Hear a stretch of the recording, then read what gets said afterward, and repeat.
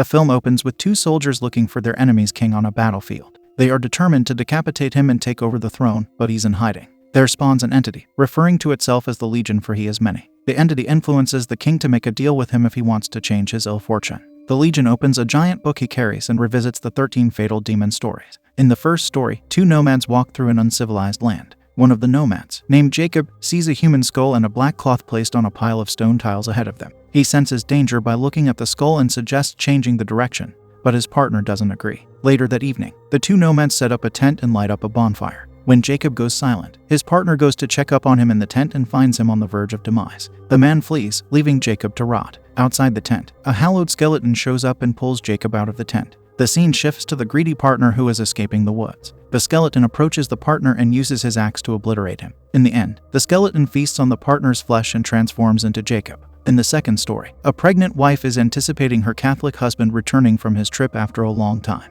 Soon, the husband shows up and greets his wife before introducing his friends, Jacoba and Benjamin. The wife tries to greet them with courtesy, but they don't seem to reciprocate. At the dinner table, she offers them drinks, but they prefer nothing but water that is already placed in front of them. She then tries to lighten the awkward environment by asking basic introductory questions, but they answer to none. When she notices weird burnt marks on Benjamin's neck, she senses evil and walks into the kitchen, where she's followed by Jacoba, who has now become a beastly demon. Tagged along with Jacoba, the husband also shows up, who is now also a demon. He assures his wife that he would do nothing wrong to her, since she's carrying his baby, whom he's going to use as a portal to go anywhere in the world. Besides that, he refers to himself as a catalyst that was forced by nature to move away and take a new form. It is hard for the wife to process all this, so she stabs Jacoba in the head with a kitchen knife, hoping she perishes, but the opposite happens. The wife finds it threatening and runs away. She goes down into the basement, where she falls on her stomach and starts bleeding from the uterus. However, in the end, the husband finds his wife and takes her out with his demonic friends. They grab the wife while the husband stabs the wife's womb.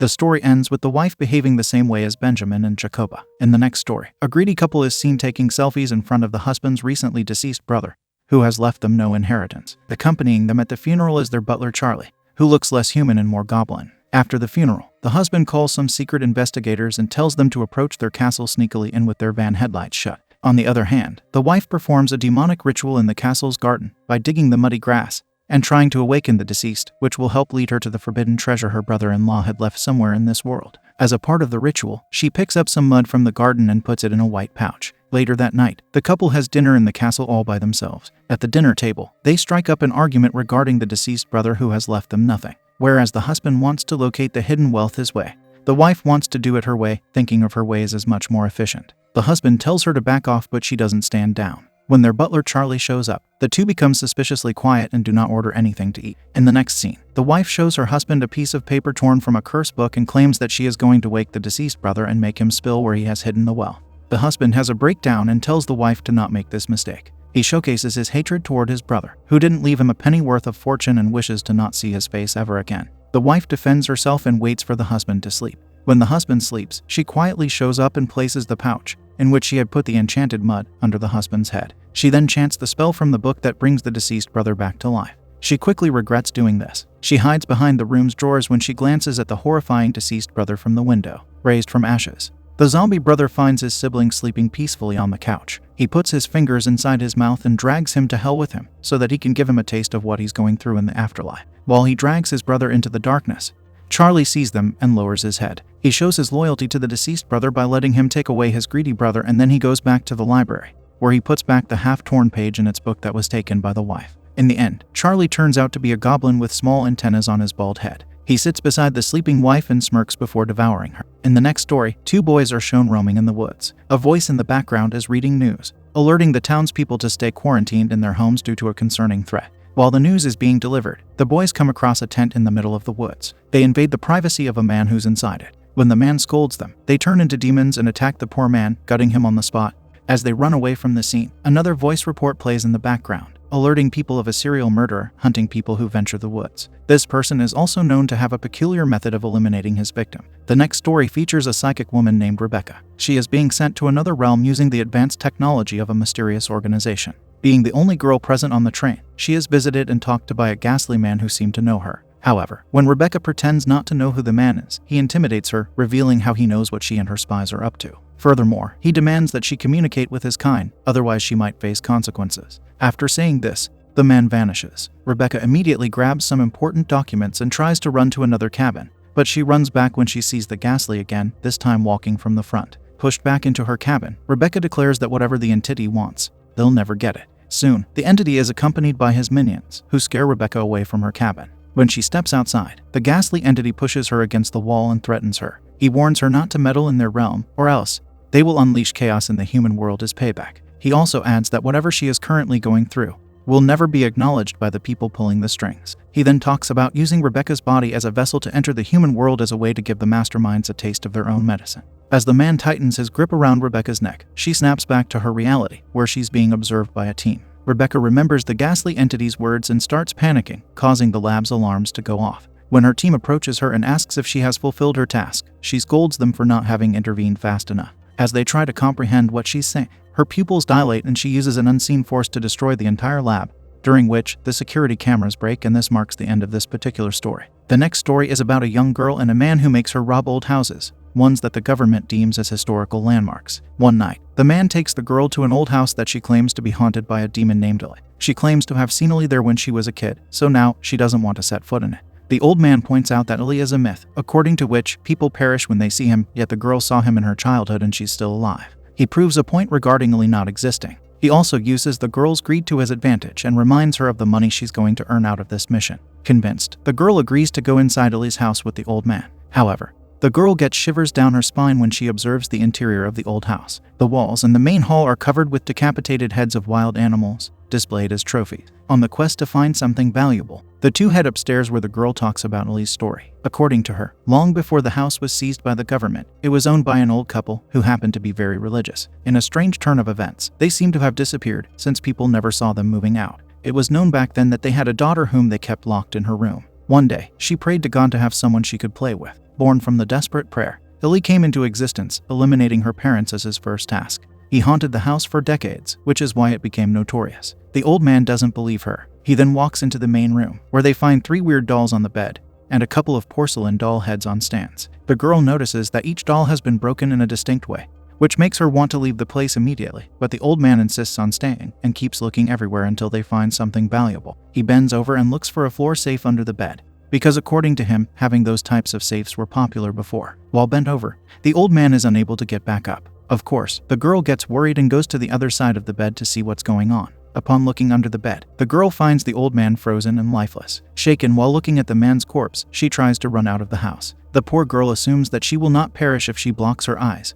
preventing herself from seeing Ellie. This is all according to the myth. Unfortunately, the lack of proper vision gets her in serious trouble when she slips while walking downstairs. She ends up getting one of her eyes impaled by a sharp deer horn. As she pulls away, her eyeball comes out of its socket and remains on the horn. As blood runs down her eye socket, she tries to run away, but she isn't able to move from one spot. Very soon, she looks at her feet and notices that she's actually on the ceiling, instead of the floor. When she opens her second eye, she realizes that she's levitating upside down somehow. Soon, a haunting figure with horns for a face shows up and attacks the girl. This specific story ends with the view of some dolls. The 4th doll is missing an eye, implying that Ellie turned the girl into a doll, unlike his previous victim. In the next story, 2 boys are shown visiting an ancient tree that became famous when a demonically possessed maid was there. One of the boys is recording everything on a camera for his documentary, whereas the other one is introduced as the assistant, Tom. The videographer doesn't seem to take the situation seriously because he doesn't believe in the possessed maid story. Tom insists that they must leave soon, since they've already taken footage of the tree, but the filmmaker wants to record more. Believing the maid's demise to be nothing but a joke, he forces Tom to perform the famous ritual believed to summon the maid's demon.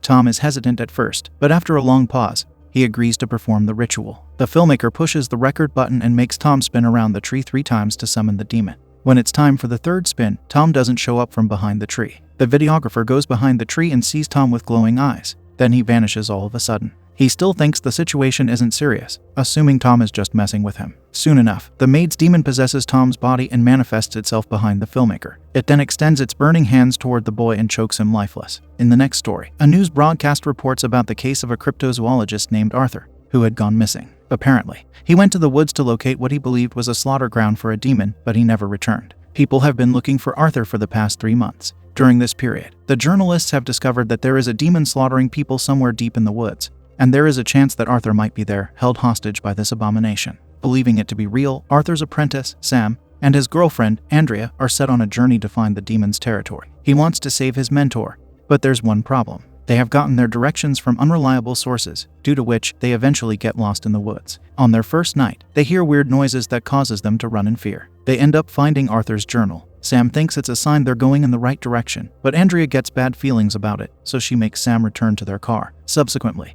Arthur's last recording is played, in which he's talking about catching Wendigo and becoming famous. A very famous and old urban legend. Wendigo is believed to be a demon that possesses people just so it can turn them into cannibal. The scene shifts back to Sam and Andrea, who have stopped in the middle of the jungle so Andrea can have bathroom break. While Sam shows off his handgun on camera, Andrea gets attacked by Arthur, who has now become a cannibal, proving the urban legend to be true. Sam shoots him and tries to save Andrea, but when he realizes the cannibal is Arthur, who is unaffected by the bullet, Sam loses his composure. Afraid of Arthur's ghastly appearance, Sam tries to approach him and requests for him to help Andrea. Arthur, who has lost his mind, attacks Sam and turns him into a cannibal too, and he ends up feasting on Andrea's warm flesh. In the next demon story, a middle-aged man wakes up to the loud grunts of his roommate, Clive. He checks up on him and becomes concerned when he sees him sweating like a pig, but Clive assures him he's fine and doesn't need any help. Eventually, a seductive demoness clings onto the man when he comes in contact with Clive. The man starts seeing the demoness in his dreams every night. Each night, the demoness comes closer to him,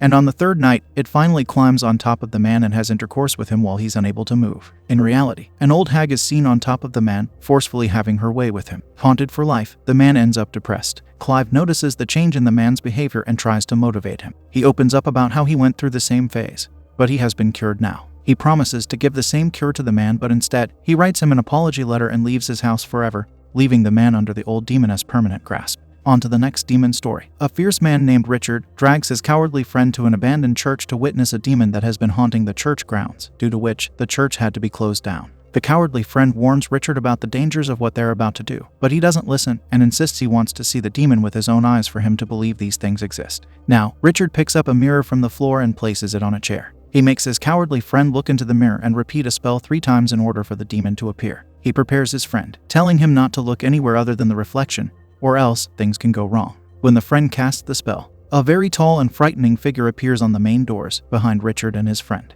However, the friend gets scared and breaks the mirror, causing the demon to roam freely. Now, the demon takes down Richard and comes after the cowardly friend. He gives him the option to speak or get burned. As the chanting sounds echo in Boy's head, he is forced to speak to the demon, demanding he be freed. The demon ends up letting him walk out of the church, and he never looks back at again. In the next story, a junkie named Joe is kidnapped by his parents and his girlfriend, Maggie, who believe he's possessed. Since Joe was no longer in contact with them, they felt kidnapping him was the only solution. With them is a rookie but overconfident priest hired to perform Joe's exorcism. The priest's friend also happens to be filming the entire ordeal and broadcasting it live on social media. Now, when Joe tells his parents to let him go, the priest hits his face with a dish and tries to exorcise him. Joe laughs and confesses that he got drunk and passed out in a cave, but he insists there's nothing more to the incident. However, the father claims that he spoke to other people in that place, ones who examined the cave and saw ancient Gaelic that invoked Morrigan, an Irish spirit of destruction. This is when the spirit in question shows up and obliterates everyone with her bare hand. Turns out she is in love with Joe and is there to help him. She accuses Joe of never loving Maggie and then she tries to attack Maggie. Joe holds the spirit and begs Maggie to leave. When the spirit catches Maggie and spits blood all over her face, Joe manages to get hold of the spirit again, allowing her to run away. However, his betrayal causes the spirit to eventually terminate his and Maggie's life. In the next story, a boy is seen breaking up with his girlfriend on the phone in the middle of the road. An old woman approaches him and hands him an heirloom, claiming it brings good luck and charm into a person's life, and it must be passed on to someone to stay lucky, which is why she's passing it on to him. The boy doesn't really care, but takes it. Later that night, his girlfriend arrives at his place and has intercourse with him as a way to apologize. However, during this intense moment, he sees the old woman standing and watching menacingly. The old woman makes gestures that allow her to control the man and he ends up choking his girlfriend.